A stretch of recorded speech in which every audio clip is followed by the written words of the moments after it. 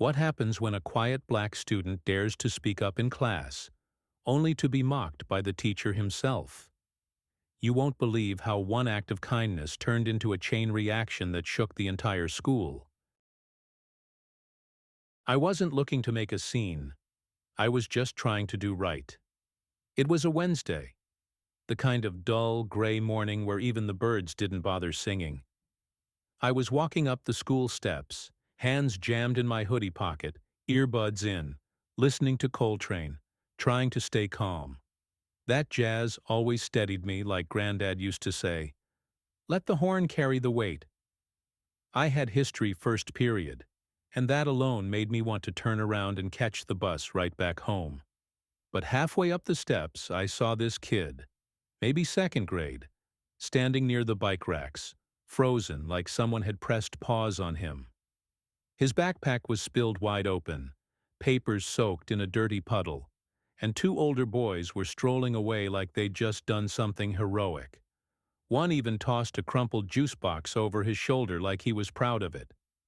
I pulled my earbuds out, walked straight to the kid, and knelt down. "You good, little man?" He didn't say a word, just stared at his drawings, smeared up math sheets, bent up spelling tests, like his whole world just got stomped on. I helped him gather everything. His hands were shaking, so I zipped the backpack for him and patted the top. "Walk in with me. Nobody gonna mess with you." We walked into the building together. I handed him off to a teacher near the elementary wing and turned to hustle to class.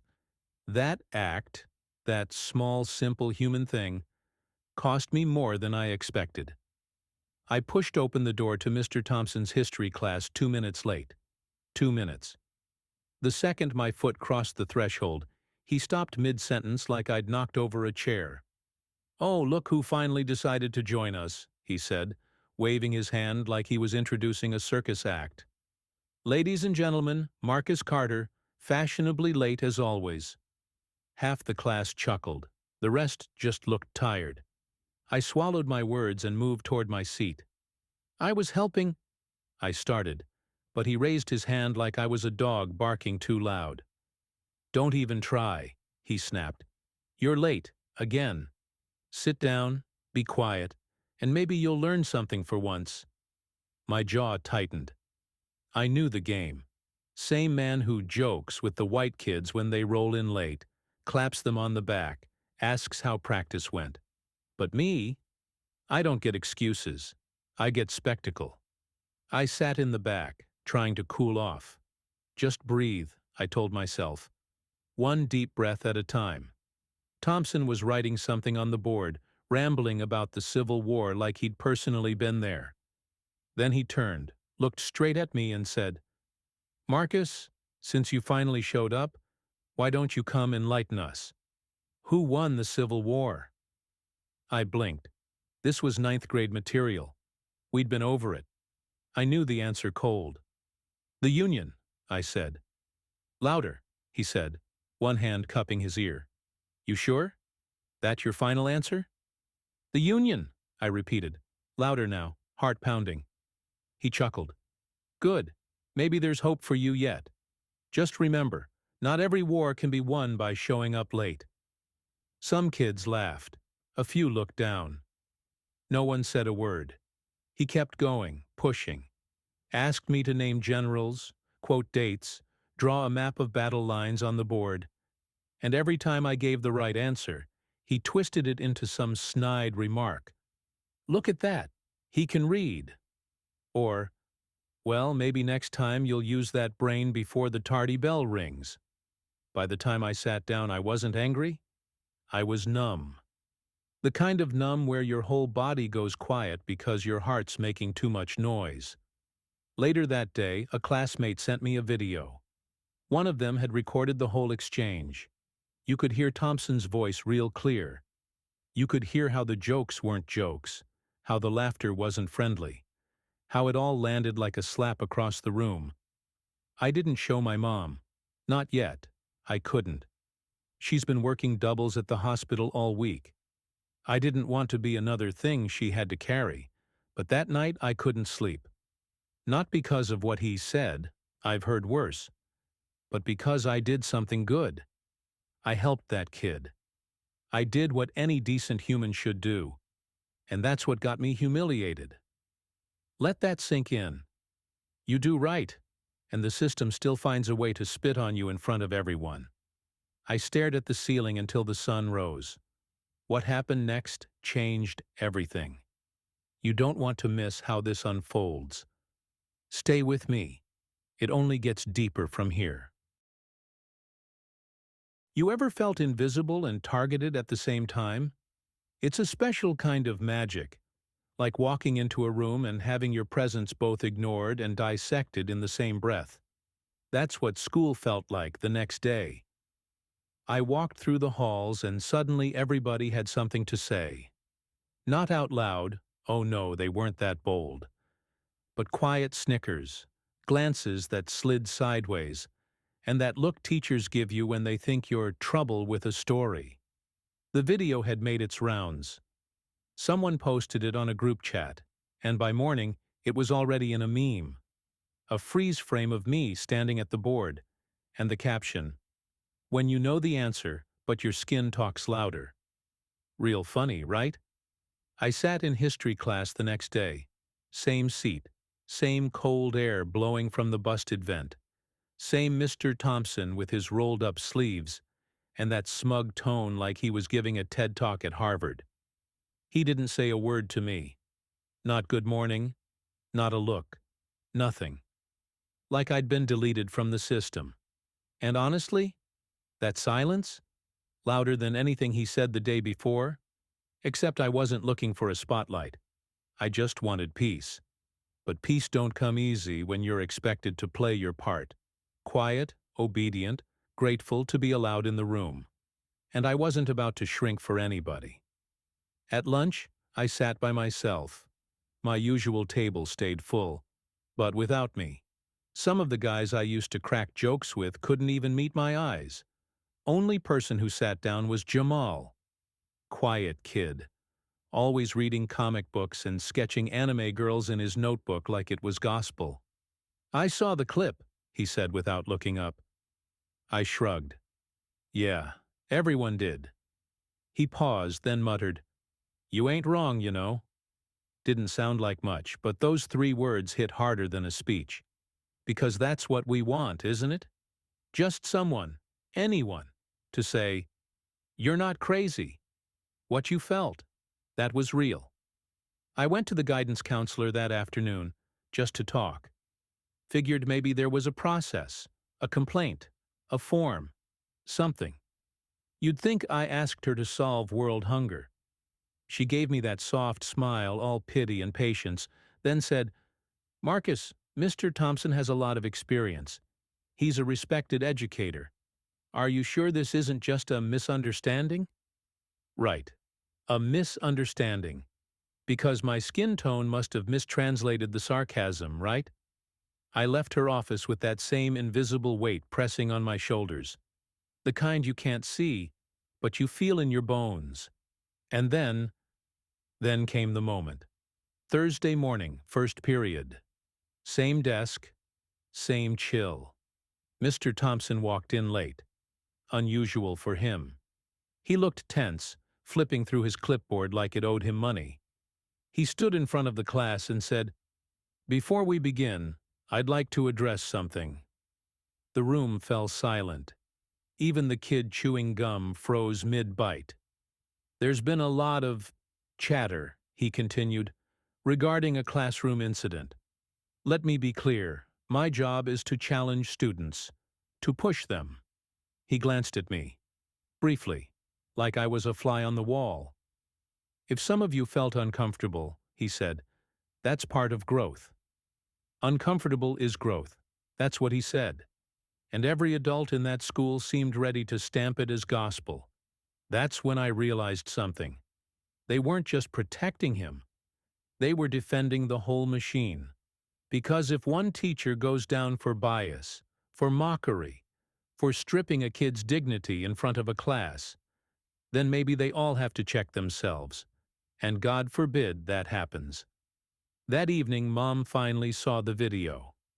She came home exhausted, smelling like disinfectant and coffee, dropped her bag, and pressed play. She didn't say anything, just stared at the screen. Her mouth tightened, not from surprise, from recognition. "You gonna let it slide?" she asked.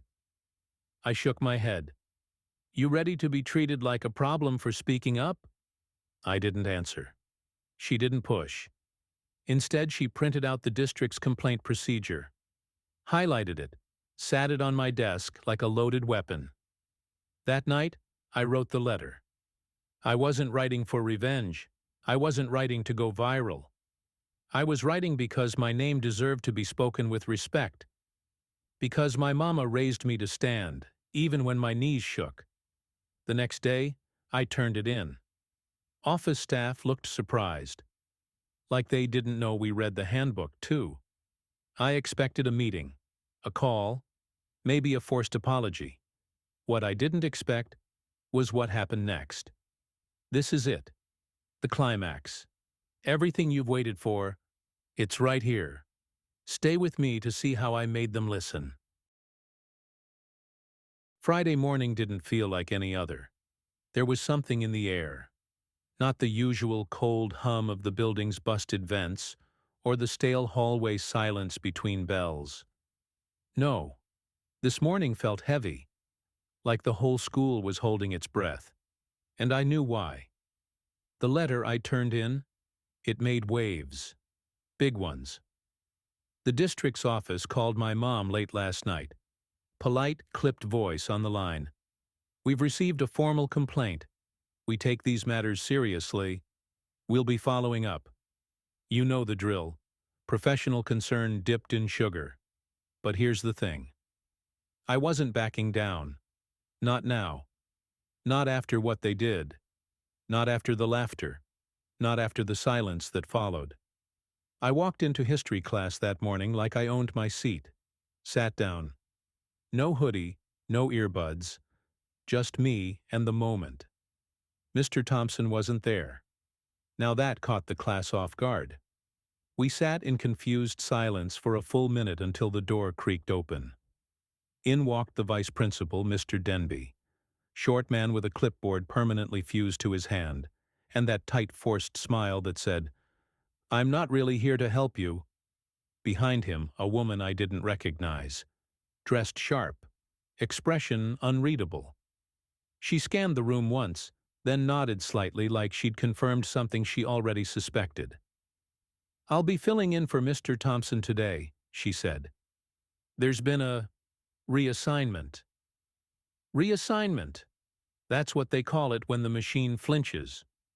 Just a little. And someone gets nudged off the track. But that wasn't the moment that stuck with me. What stuck was how she looked at me when she said it. Like she knew. Like I wasn't just a kid in the back row anymore. I was the reason things were different. I didn't smile, didn't gloat. Just opened my notebook and flipped to a clean page. Class went on. Quiet, tense, but not cruel. Later that day, the email went out school-wide. "Effective immediately, Mr. Thompson has been placed on administrative leave pending review of recent classroom conduct." Boom. Now, before you think that was the end, let me tell you what really hit. 2 days later, a local news crew showed up outside the school.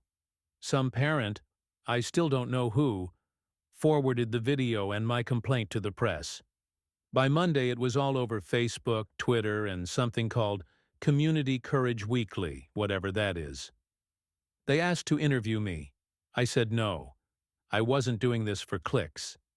But my mom, she showed up to the next school board meeting in her nurse scrubs, stood up when it was public comment time, and laid it all out. "My son stood alone when no one else did," she said. "He spoke up because his dignity was worth protecting. And this district should thank him for forcing them to take a long, hard look at who they're putting in front of our children." There wasn't a dry eye in the room. Even the superintendent looked like he wanted to disappear into his collar. But the real shift happened back at school. Teachers started watching their tone. Peers that once side-eyed me in the hallway gave a little nod now. Some even said thanks, quietly, like it was a confession. And Jamal, the quiet comic book kid? He started sketching something new. A figure standing tall at a chalkboard, holding a history book like a sword. The title? The Day the Silence Broke. You can bet that made its way onto the hallway bulletin board. Was justice fully served? Number. This isn't some made-for-TV special. Thompson didn't beg forgiveness or vanish into thin air. But a door opened. A crack. And sometimes that's all it takes. Because when you're used to swallowing disrespect your whole life, even the smallest moment of accountability tastes like victory. Let me be clear. I didn't win because a teacher got pulled. I won because I stood up when I was supposed to shrink. Because I remembered that my worth doesn't come stamped by their system. It was handed down by ancestors who survived worse and demanded better. This wasn't about revenge. This was about making sure the next black boy who walks into a classroom doesn't have to carry what I did. That he can answer a question without being made the joke. That he can help a kid without paying for it with his pride. So if you're wondering whether one voice matters, it does. It shook walls. It changed everything. And it'll echo long after the last bell rings.